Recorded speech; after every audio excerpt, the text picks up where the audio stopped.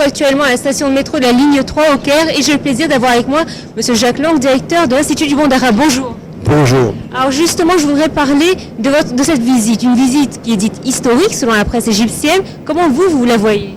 Ah, moi je suis heureux, très heureux, comme ami de l'Égypte et des Égyptiens, que nos deux pays, nos deux très grands pays, travaillent ainsi la main dans la main. Et c'est fantastique, il y a un climat vraiment de profonde amitié, et puis surtout c'est concret, notre accord sur les questions internationales, pour lutter contre le terrorisme.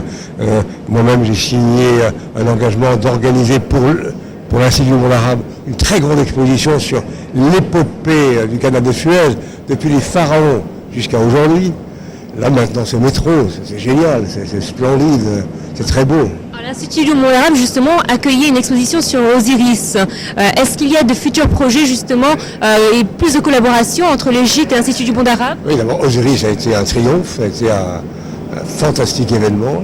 Et puis comme je vous le disais à l'instant, nous préparons pour l'année prochaine une immense exposition qui racontera l'épopée, la saga du canal de Suez. Comment l'idée, déjà sous l'Antiquité, il y a 4000 ans, était dans les têtes, et comment elle s'est réalisée ensuite.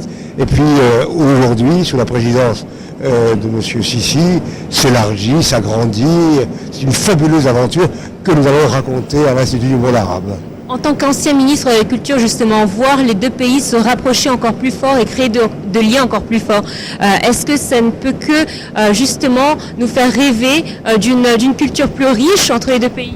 Absolument. Je pense que nous nous enrichissons en échangeant, nous nous transformons positivement en accueillant des artistes, des créateurs égyptiens, mais aussi les étudiants, les chercheurs. Et inversement, nous devons absolument encourager les Français à venir très nombreux en Égypte. Merci beaucoup. Merci et vive l'Égypte.